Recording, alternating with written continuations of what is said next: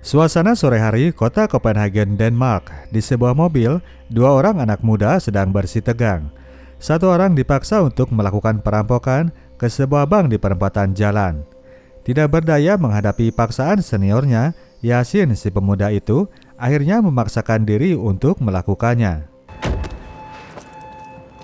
Pihak perampok kemudian mengalihkan perhatian orang sekitar dengan menabrakkan mobilnya pada mobil orang. Bebaslah kemudian Yasin masuk dan melakukan perampokan tersebut. Tidak lama berselang, ia pun sudah keluar dengan gembolan uang hasil rampokan lalu kabur dengan motor yang telah dipersiapkan. Namun karena gerak-geriknya yang panik membuat ia akhirnya teramati oleh polisi patroli yang datang. Yasin pun jatuh dari motornya lalu dikejar oleh polisi tersebut. Di sebuah apartemen mewah, pasangan suami istri Zaid dan Stin sedang menjamu para teman yang sedang bertamu ke rumah mereka. Pintu apartemen kemudian diketuk, ternyata itu adalah Yasin yang berusaha menemui kakaknya. Zaid pun kemudian keluar menemui Yasin dan mempersilakan istrinya agar balik menemui tamu. Yasin minta pertolongan kepada kakaknya ini, ia minta dipinjamkan sejumlah uang. Sang kakak sudah hendak memberinya, namun ternyata yang diminta Yasin jumlahnya teramat besar.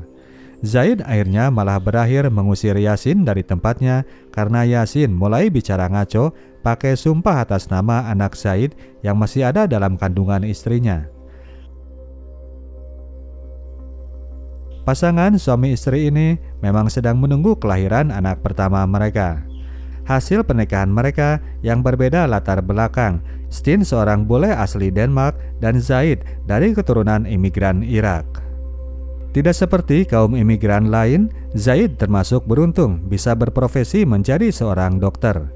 Hari itu ketika ia beres melakukan operasi, teman perawat memberikan kabar bahwa adiknya baru saja masuk ruang UGD.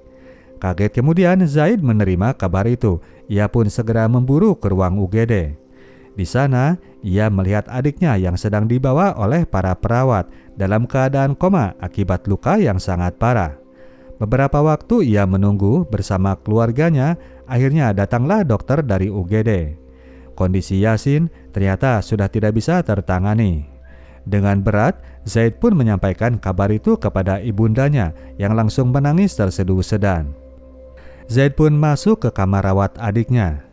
Ada perasaan bersalah karena kemarin ia tidak membantunya, namun yang lebih besar adalah perasaan marah terhadap pelaku kekejaman itu.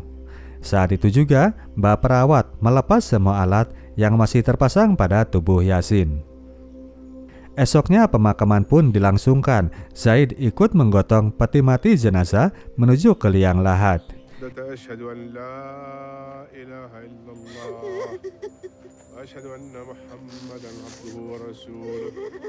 Ikut hadir para sejawat sesama imigran Irak yang mengantar ke pemakaman.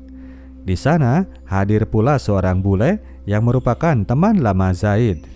Sudah lama mereka tak bersua. Torben mengundang Zaid agar sesekali mampir ke tempatnya.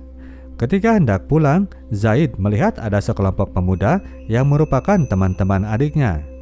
Ia pun membunyikan klakson meminta agar para pemuda gangster itu memindahkan mobilnya yang menghalangi jalan lewat. Setelah itu Zaid pun mampir ke rumah orang tuanya yang berada di flat tengah kota. Di sana ia melihat-lihat kamar Yasin. Di sana masih terpampang fotonya yang sedang berseragam karate. Zaid ini dulunya adalah seorang atlet juara olahraga tersebut. Zaid pun lanjut pulang dan di depan flat ia melihat banyak pemuda gangsta sesama imigran yang sedang berkumpul. Tiba-tiba salah seorang dari mereka memanggilnya. Alex mengaku sebagai temannya Yasin. Ia menyampaikan rasa duka mendalam kepada Zaid. Namun ketika Zaid bertanya soal masalah yang terjadi kepada Yasin, Alex langsung tutup mulut. Ia cuma bilang bahwa Yasin kerja kepada seseorang yang bernama Branko. Kerjaannya seperti apa, Zaid pun bisa menebaknya sendiri. Esok harinya Zaid mendatangi kantor polisi. Ia menanyakan perkembangan investigasi yang telah dilakukan terhadap kematian Yasin. Pak polisi ternyata belum sampai pada progres yang signifikan. Namun setelah ditanya lebih lanjut, Pak polisi ini terlihat enggan untuk memberikan informasi lebih jauh kepada Zaid. Setelah itu, Pak polisi pun mempersilahkan Zaid untuk pulang dan berjanji akan memberikan info jika perkembangan telah mereka dapatkan. Pikiran Zaid pun jadi terganggu setelahnya. Ia penasaran dengan kasus yang menimpa adiknya. Di pekerjaan pun, ia seringkali jadi hilang fokus. Malamnya, Zaid menghadiri sebuah acara pameran seni di sebuah galeri. Oleh sang pelukis ini adalah teman dari istrinya. Di sana, ia sedang memamerkan hasil lukisan-lukisannya. Suatu momen, si pelukis ini kedatangan seseorang yang datang dengan mobil yang sempat Zaid lihat di pemakaman kemarin. Merasa curiga, Zaid pun pergi keluar, menunggui mobil itu balik ke lokasi. Benar saja, mobil itu adalah mobil si gangsta kemarin dan Oleh rupanya baru saja beli narkoboy dari mereka. Zaid mulai kesal dengan kelakuan gangsta-gangsta ini. Ia pun jadi bersikap kasar kepada sang pelukis. Melihat mental suaminya lagi nggak sehat, Stin lalu mengajaknya agar segera pulang. Esoknya Zaid balik lagi ke rumah orang tua. Ia mulai meriksa barang-barangnya Yasin. Zaid menemukan sebuah handphone yang mana belum bisa ia buka karena dipasangin password. Setelah itu, ibunya kemudian memanggil dan memberikan sebuah barang yang sebelumnya telah ia temukan di kamar anaknya. Barang itu adalah sebuah pistol. Pistol itu pun kemudian dibawa Zaid ke kantor polisi, sekalian ia menanyakan perkembangan investigasi. Akhirnya polisi mau sedikit membuka bahwa Yasin memang tergabung dalam sebuah organisasi kriminal. Tentang siapa yang menjadi tersangka, Pak polisi belum mau kasih info. Zaid pun malah jadi emosi. Ia terus mendesak agar polisi membeberkan semua fakta. Kesal dengan nada bicara Pak Dokter, akhirnya Pak polisi pun kasih info tambahan. Mereka telah menemukan bukti CCTV dari perampokan bank yang telah dilakukan oleh Yasin. Pembunuhan terhadap sesama gangster tidak jadi prioritas bagi polisi. Kali itu, polisi pun tegas-tegas mengusir Zaid dari kantornya. Zaid pun jadi makin gak tenang. Malam hari ia curi-curi mabal dari rumahnya.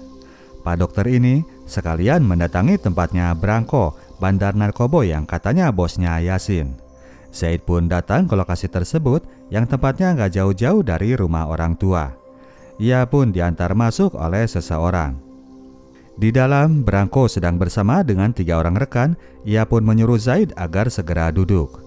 Zaid langsung to the point menanyakan perihal Yasin.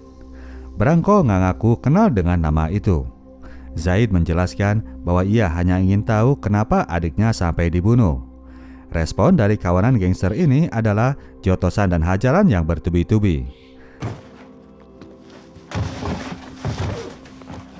Setelah itu, Zaid pun ditodong di mulut dan diancam agar nggak pernah lagi datang ke tempat mereka.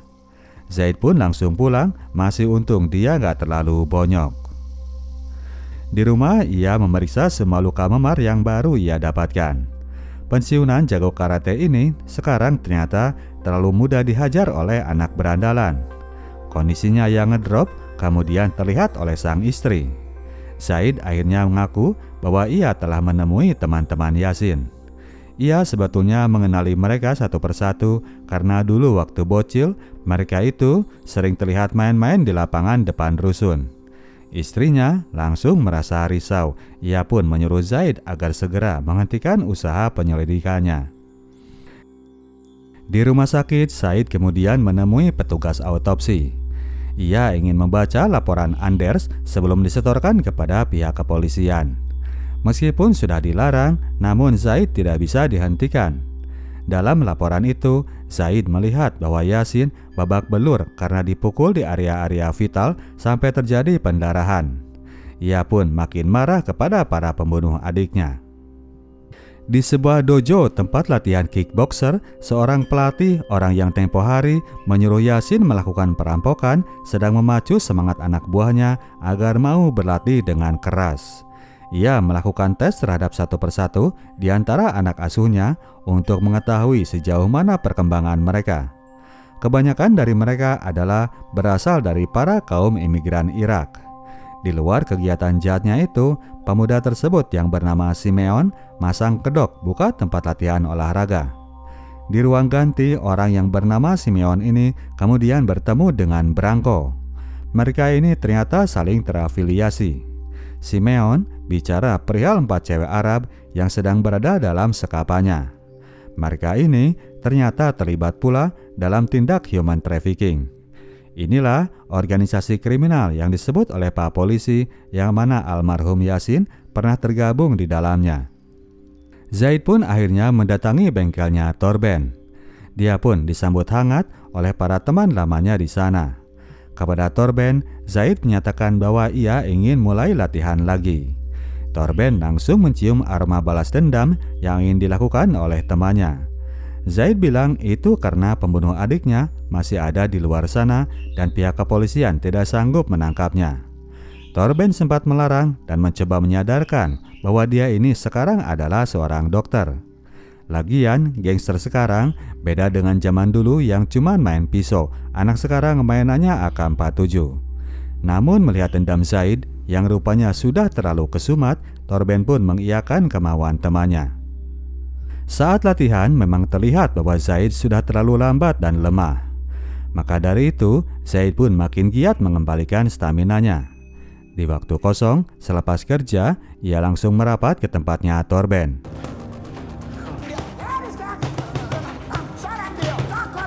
Suatu hari saat sedang melakukan jogging, ia kembali papasan dengan Alex.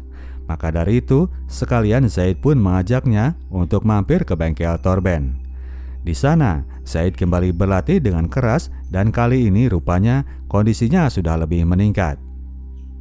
Selesai beres latihan, Zaid pun mengajak Alex makan. Alih-alih makan di luar, Zaid mengajaknya agar mereka makan di rumah. Alex ia bawa ke apartemennya dan ia perkenalkan kepada Steen. Kepada Alex, Zaid berpesan agar ia gak bilang-bilang bahwa dirinya sering latihan di bengkelnya Torben. Steen pun kemudian menyajikan makanan yang disantap dengan semangat oleh Alex. Sekalian, si ibu tuan rumah banyak tanya soal dirinya. Alex ini memang pengangguran berat, sehari-hari ia isi dengan main game online sambil berharap dapat cuan. Ditanya perihal hubungannya dengan Yasin, Alex menjawab bahwa mereka memang sering mabar dan sesekali pernah ikut pula latihan kickboxing. Selepas makan malam, keduanya nongkrong di luar tanpa Steen. Di sana, Alex bilang bahwa ia telah mendengar hubungan Semyon dengan kematian Yasin. Si Semyon itu bosnya Branko dan punya kendali penuh terhadap London, lokasi nongkrong mereka. Dalam 2 hari ke depan, Semyon akan mengadakan pertarungan. Zaid pun meminta agar dia diajak datang. Malam itu, keduanya datang ke lokasi pertarungan. Tempatnya masih berada di London, di lokasi kemarin Zaid dihajar oleh Branko dan kawan-kawan. Rupanya, selain untuk ajang prestasi, Semyon mengerahkan atletnya untuk melakukan tarung underground sebagai bahan judi. Branko tampak pula di antara keramaian tersebut. Pura-pura minta job kepada Semyon, Alex menunjukkan orang yang dimaksud kepada Zaid. Pak dokter ini cuma diam saja mengamati keadaan sekitar.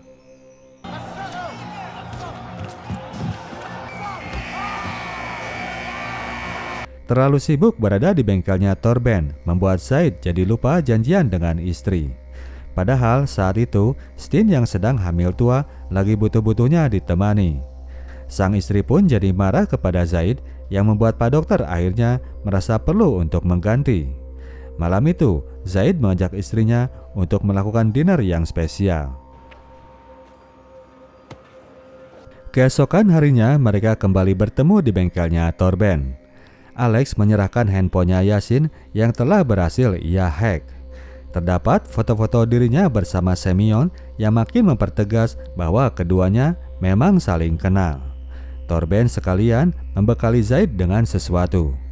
Ia memasangkan rompi anti peluru ke badan Yasin dan melakukan tes langsung dengan menembaknya. Torben ingin agar Zaid benar-benar siap untuk menghadapi mereka. Sekalian ia juga merakitkan sepeda motor khusus yang akan dipakai oleh Pak dokter. Malam itu, Zaid memang hendak langsung beraksi. Ia coreng mukanya biar ledok, berkesan seperti Rambo di malam hari. Kini tongkrongan Pak Dokter sudah lebih mirip seorang vigilante ketimbang seorang tenaga medis.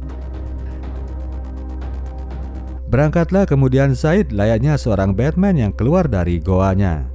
To the point, Zaid langsung menyatroni kandangnya Branko. Namun ternyata saat itu di sana hanya ada beberapa orang anak buahnya saja. Zaid pun menghajar para boys itu, mengambil semua uang dan narkoboy yang ia temukan dan membakarnya di depan pintu lokasi. Setelahnya ia pun bayar janji kepada Steen untuk melakukan makan malam.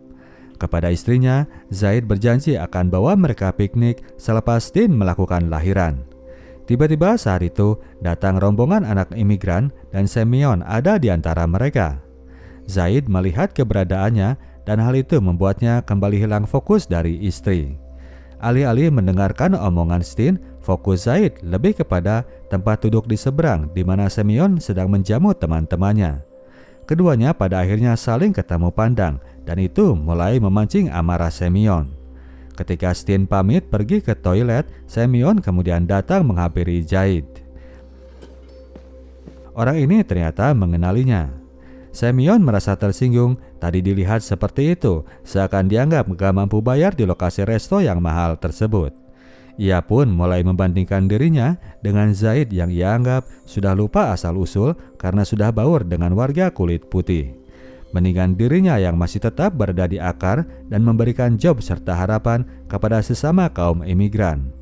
Tidak seperti Zaid yang bahkan tidak berada di sana ketika adiknya sedang membutuhkannya. Demikian sentilan dari orang ini yang mempertegas bahwa dia memang yang telah membunuh Yasin.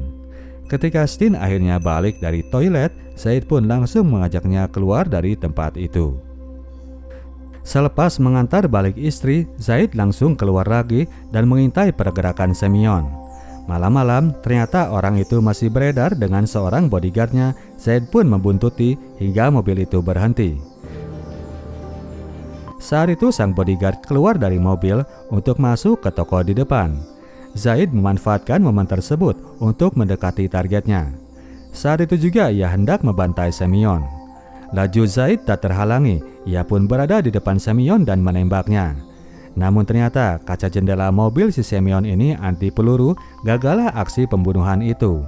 Zaid malah berakhir dikejar tembakan oleh sang bodyguard. Dengan motornya dia pun kabur dari lokasi tersebut. Sementara Zaid langsung setor muka ke rumah sakit, Semyon langsung kembali ke markas dan mengumpulkan semua partnernya yang terdiri dari gangster orang-orang Denmark. Semyon mengumumkan bahwa di organisasi mereka ada seorang pengkhianat yang baru saja hendak membunuhnya. Partner-partnernya ternyata malah tersinggung, gak terima bahwa salah seorang di antara mereka telah dikira sebagai pengkhianat.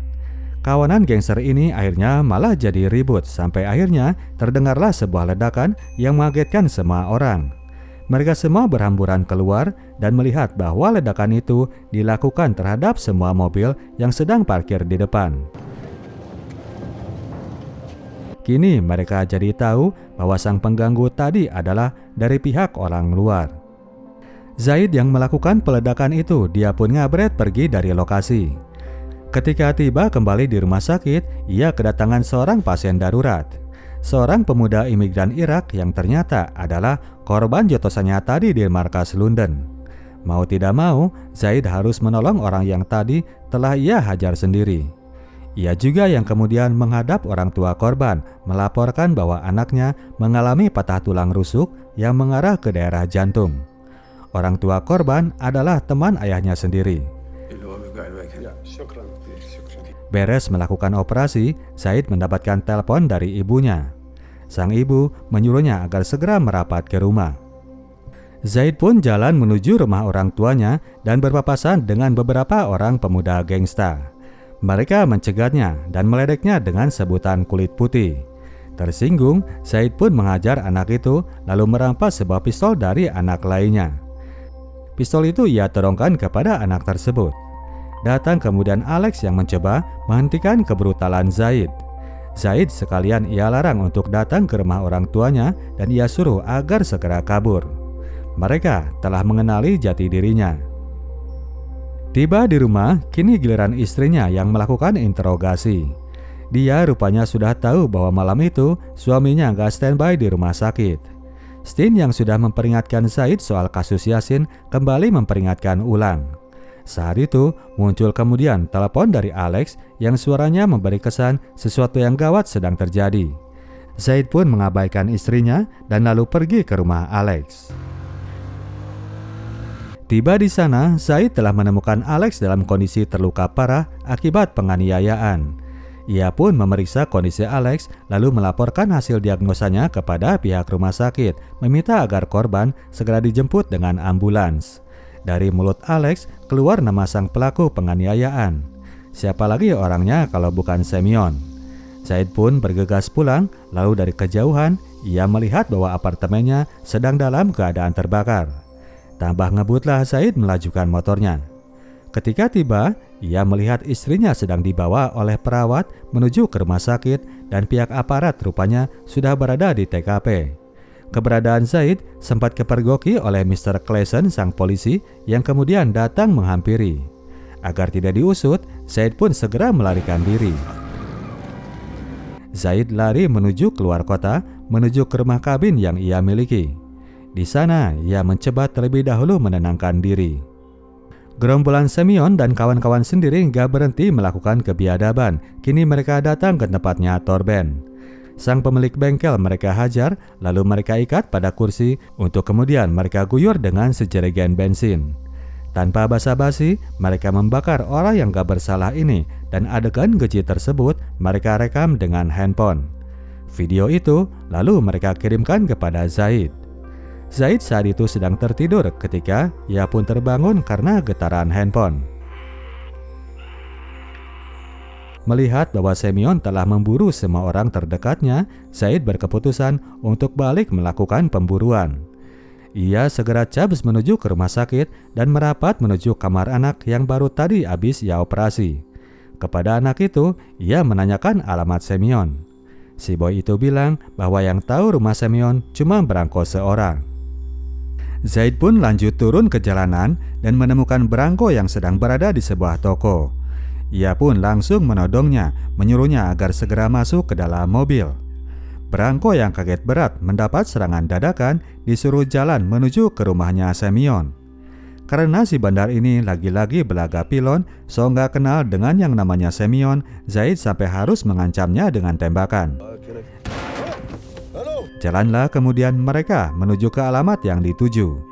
Pada sebuah momen, Zaid lengah dalam berposisi dan hal itu dimanfaatkan oleh Branko. Orang ini menabrakkan mobilnya dan membuat Zaid terlontar dari atas kursi. Dalam kondisi yang lemah itu, Zaid pun habis dihajar oleh musuhnya. Ia pun terdesak dan terancam hendak dilumpuhkan. Untung saja Zaid masih berhasil meraih pistolnya yang kemudian ia tembakkan ke dagu Branko. Karena orang ini keburu is dead, Zaid kemudian mengambil handphonenya lalu kirim WA kepada Semyon pura-pura lupa alamat. Setelah mendapatkan jawaban WA, Zaid pun langsung OTW menuju sarang si biadab itu. Tempatnya ternyata nggak jauh-jauh dari lokasi tabrakan tadi. Zaid pun masuk, dia naik lift, lalu melihat si bodyguard yang sedang jalan sendiri. Dari belakang, dia bergerak sesenyap pergerakan ninja dan mencekik orang itu sampai dia kehabisan nafas. Selanjutnya, ia pun masuk ke apartemen yang dituju. Namun karena lengah, Zaid pun kena hajar Semyon dari belakang. Selanjutnya, ia pun jadi bulan-bulanan si jago kickboxing itu. Tiap kali ia hendak mendekat, Zaid selalu kena tendangan kaki si Semyon ini. Untungnya, Zaid masih bisa tetap pikir jernih, kini ia pun melakukan pergantian strategi. Ia biarkan Semyon masuk agar mereka melakukan pertarungan dalam jarak dekat.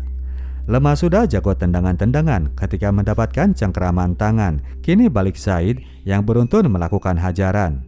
Saat orang ini sudah lemah, Zaid pun menendangnya keluar jendela gedung.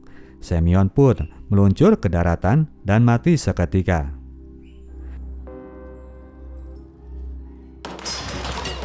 Seorang bocah kemudian menyerang dari belakang. Zaid berhasil menembaknya balik dan melemahkannya. Ketika hendak dihabisi, si boy ini keburu meminta maaf. Oleh karenanya, Zaid pun balik menolongnya seperti yang ia lakukan tadi terhadap Alex.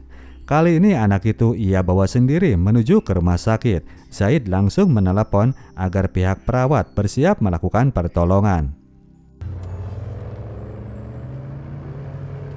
Sampai di pintu depan UGD, Zaid segera menyerahkan si boy itu kepada para perawat. Ia hendak langsung kabur, namun satu orang teman kemudian memberikan kabar bahwa Stin baru saja melahirkan. Segera ia pun bergegas menuju kamar rawat istrinya itu. Dengan jalan memapa karena kesakitan, Zaid berjalan dan tiba di kamar yang tadi diberitahukan oleh temannya. Zaid mengintip dari luar. Stin saat itu sedang menggendong bayi lelaki yang telah mereka tunggu-tunggu. Saat hendak masuk, Zaid melihat bahwa kini lengannya sedang berlumur darah. Ia pun akhirnya urung masuk. Zaid memilih untuk undur diri. Zaid pun keluar dari rumah sakit dan di gerbang ternyata pihak aparat sudah berkumpul untuk menangkapnya. Zaid tidak berusaha melakukan perlawanan, dengan sukarela ia menyerahkan diri. Meskipun telah hidup melebur dalam lingkungan orang kulit putih, Zaid tidak bisa mengingkari asal-usulnya yang berdarah Irak. Nyawa harus dibayar dengan nyawa, meskipun Zaid terpaksa harus masuk penjara dan kehilangan semua privilege yang telah ia dapatkan sebelumnya. Oke, demikianlah ceritanya bro dan sis. Kita tim Sinotok cabut dulu. Sampai jumpa di video kita selanjutnya.